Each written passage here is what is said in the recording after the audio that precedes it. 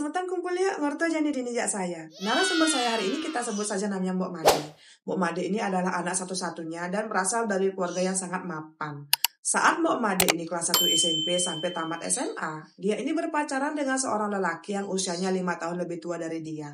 Dan si lelaki ini kita sebut saja namanya Blik Ade. Mbok Made dengan Blik Ade ini adalah anak satu-satunya dari keluarga mereka masing-masing. Dan ketika Mbok Made tahu kalau dia sudah berbadan dua, Mbok Made sangat senang semeton. Tapi waktu itu kendalanya ya, Mbok Made dengan si Blik Ade ini kan memang tidak punya adik lagi. Kedua orang tua mereka ini tidak mengizinkan kalau salah satu dari mereka ini pergi nyentane. Atau orang tuanya Mbok Made juga tidak mengizinkan kalau Mbok Made ini harus menikah dan juga ikut dengan suaminya. Saat itu orang tuanya Mbok Made bilang, kalau memang kamu hamil ya sudah tidak perlu menikah, kamu lahirkan saja anakmu ini, nanti ibu dan bapak lah yang akan merawat anakmu ini. Tapi Mbok Made benar-benar mencintai si Blik Ade ini, sementara begitu juga dengan si Blik Ade. Mereka pun berkali-kali mempertemukan kedua belah pihak keluarga mereka, tapi selalu berakhir ricuh.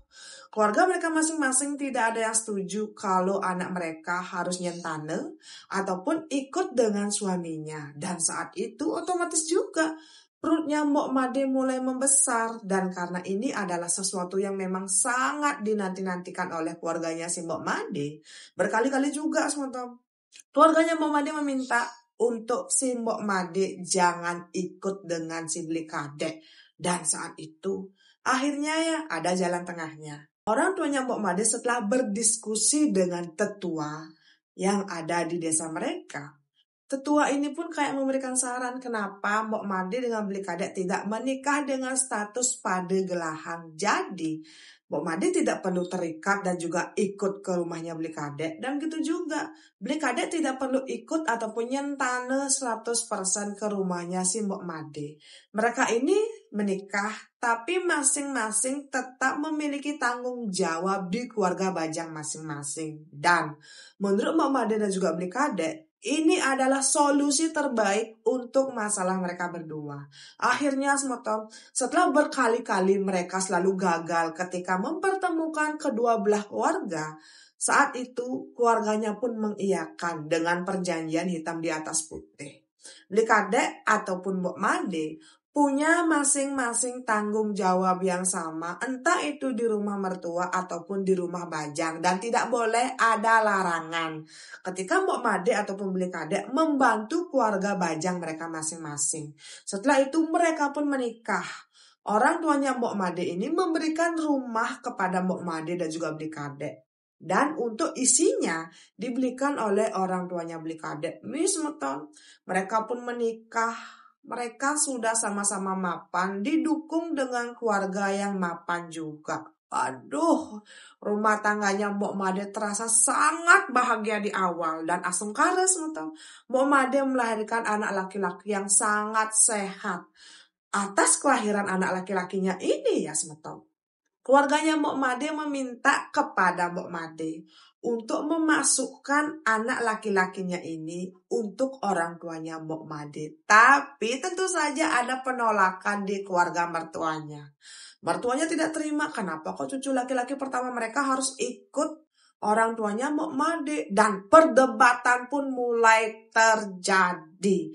Saat itu Mbok Made baru sadar kenapa mereka tidak menulis perjanjian hitam di atas putih. Nah, berbulan-bulan orang tuanya Mbok Made dengan mertuanya Mbok Made sering sandar sindir di sosial media. Mereka menyindir inilah, itulah, sampai ini benar-benar membuat bulunya Mbok Made pusing. Sampai akhirnya setelah keluarganya ini dipertemukan ya, Blik Ade mengambil keputusan seperti ini. Anak pertamanya Blik Ade dengan Mbok Made ini kan laki-laki. Dan anak pertamanya ini tetap ikut dengan Blik Ade dan juga keluarganya. Tapi kalau nanti Mbok Made melahirkan anak kedua, entah itu laki-laki ataupun perempuan, anak kedua mereka inilah yang nantinya akan ikut dengan keluarganya Mbok Made. Dan mereka pun akhirnya setuju. Program anak kedua pun dimulai ketika anak pertamanya Mbok Made sudah berumur 4 tahun. Dan asungkara anak keduanya Mbok Made ini lahir dan anaknya laki-laki.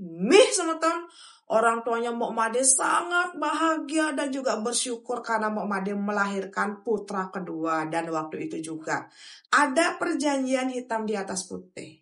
Putra keduanya Mbok Made ini memang nanti kalau sudah besar harus ikut dan juga diperas mengikuti keluarga dari Mbok Made. Dan waktu itu sepertinya ya mertuanya Mbok Made tidak setuju. Tapi ya karena ini memang sudah perjanjian di awal ya mereka mau bagaimana. Dan anehnya setelah anak kedua ini memang sudah lahir kan tetap ya anak pertama dan kedua tetap diasuh dan juga dijaga oleh Mbok Made dan Blikade. Anehnya mertuanya Mbok Made selalu menyindir kenapa kok anak perempuan yang sudah menikah beruntung sekali keluarga mereka bisa mendapatkan keturunan laki-laki. Intinya mertuanya Mbok Made ini seperti tidak ikhlas kalau cucu kedua mereka harus ikut dengan orang tuanya si Mbok Made. Dan ketika itu ya berkali-kali mertuanya Mbok Made selalu sandar sindir di sosial media, bahkan di Banjar. Mertuanya Mbok Made membicarakan keburukan dari keluarganya Mbok Made yang padahal itu tidak ada semeton.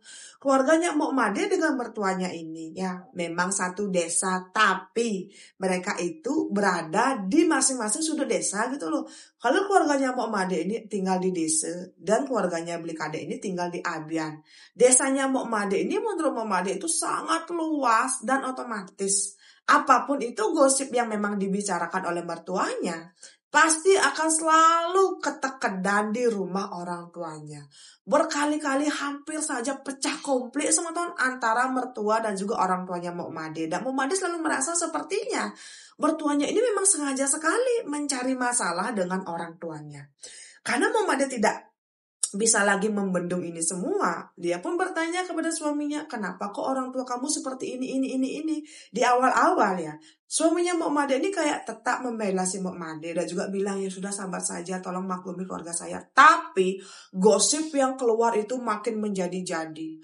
Ada gosip yang bilang kalau rumah yang ditempati oleh Mbok Made dan juga Blikade ini 100% dibelikan berikut dengan isinya oleh mertuanya. Yang padahal kan rumah dibelikan oleh orang tuanya Mbok Made dan isinya memang diberikan oleh mertuanya. Tapi kok ada gosip seperti itu? Dan di luar sana juga ada gosip yang membuat Mbok Made tidak terima.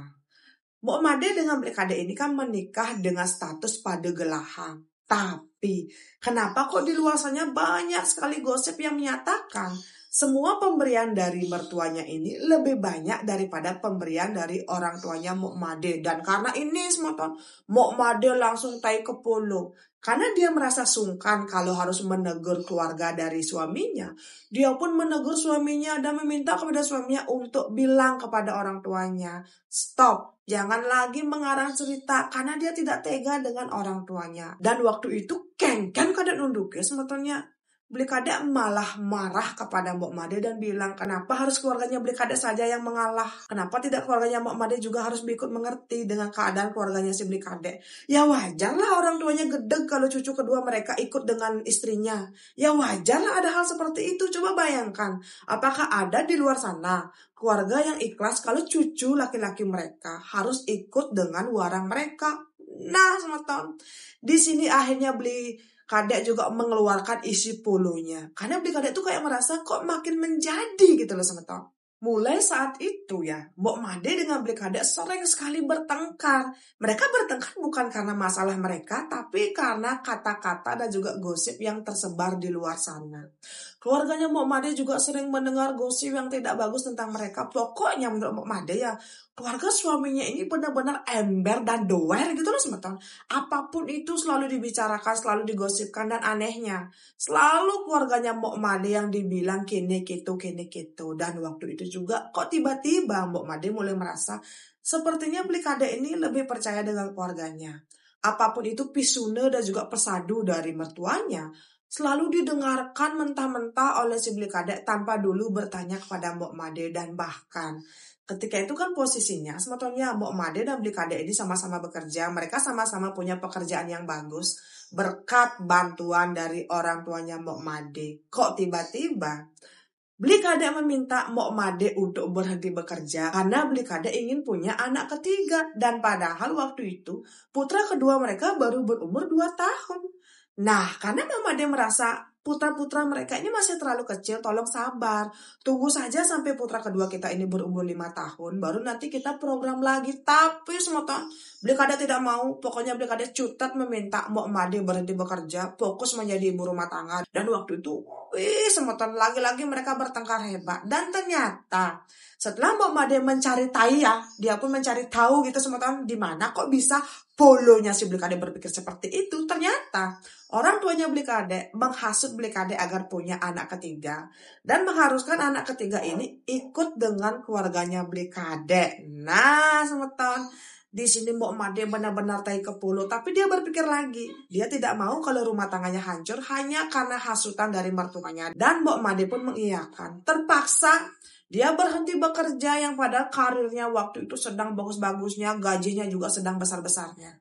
Blikade berjanji dialah yang akan mendukung finansialnya si Mbok Made selama Mbok Made ini hamil sampai melahirkan.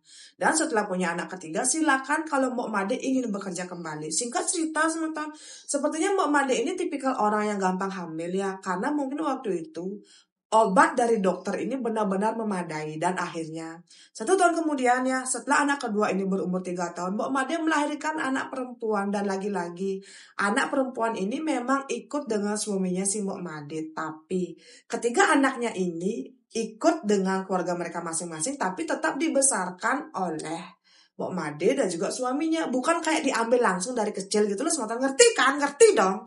Nah, setelah kelahiran anak ketiga ini kan otomatis ya anak pertamanya Mbok Made dengan putri ketiganya ini ikut dengan mertuanya. Dan putra keduanya ini nanti kalau sudah besar juga pasti akan diperas dan juga ikut dengan orang tuanya si Mbok Made. Tapi kembali lagi ada percakapan kini gitu. Pokoknya banyak sekali fitnah-fitnah di luar sana dan otomatis ini membuat Mbok Made stres. Dan anehnya dari Mbok Made hamil sampai melahirkan, Blikade bersikap sangat pelit. Dan ternyata semeton, gajinya Blikade tidak mencukupi untuk biaya sehari-hari. Gajinya Blikade ini hanya cukup untuk biaya susu dan juga biaya makan. Kalau untuk menyambut beraya itu benar-benar kurang. Dan ternyata dulu Mbok Made dengan Blikade bisa hidup berkecukupan ya karena Mbok Made juga bekerja. Nah, di sini gonjang-ganjing pun mulai terjadi semeton. Blikade yang tadinya bersikap sangat baik sekarang mulai pelit, kasar, dan juga sering membanding-bandingkan keluarganya sendiri dengan keluarganya si Mbok Made. Dan Blikade juga sering bilang, kenapa ya dulu saya mengizinkan orang tuamu mengambil putra kedua kita? Kenapa? Berarti nanti kalau anak-anak kita sudah besar, putra kedua saya akan diperas dong, ikut dengan keluargamu. Semeton, bahasanya Blikade mulai mengikuti bahasa dari mertuanya Mbok Made. Dan di sini Mbok Made sudah tidak bisa bersabar lagi. Akhirnya setelah mereka punya 3 anak ya mereka sering bertengkar. Yang tadinya cuma bertengkar, tapi sekarang setelah 2 bulan Mbok Made melahirkan, Blikade mulai KDRT. Bahkan anak-anaknya juga sering di KDRT. Yang padahal ketika itu anak mereka tuh masih kecil semua. Yang sering dimarahi dan juga ditampar, juga dipukul oleh Blikade adalah adik-adik anak keduanya Mbok Made. Dan karena ini Mbok Made pun tidak kuat semeton. Dia memutuskan untuk kembali ke rumah orang tuanya, membawa ketiga anaknya dan menceritakan apa yang terjadi. Di sana Mbok Made meminta kepada orang tuanya untuk dibantu bagaimana caranya agar dia bisa keluar dari masalah ini. Dan waktu itu ya, karena Mbok Made ini masih dalam keadaan bonyok, wajahnya itu sudah compang-camping karena di KDRT. Orang tuanya melaporkan Blikade ke polisi dan Blikade pun mendekam di penjara selama 6 bulan dan harus memberikan kecer kepada Mbok Made sebagai biaya pengobatan. Dan memang itu tuh dibayar semeton oleh mertuanya si Mbok Made. Dan setelah Blikade ini masuk ke penjara, putra pertama dan putri ketiganya Mbok Made diambil paksa oleh mertuanya. Dan putra keduanya ini mungkin karena sudah ada perjanjian hitam di atas putih, tetap dimiliki oleh Mbok Made dan juga keluarganya. Ketika itu semeton, Mbok Made sampai sakit selama 6 bulan karena harus berpisah dengan putra pertama dan juga putri ketiganya. Yang waktu itu putri ketiganya kan masih kecil sekali.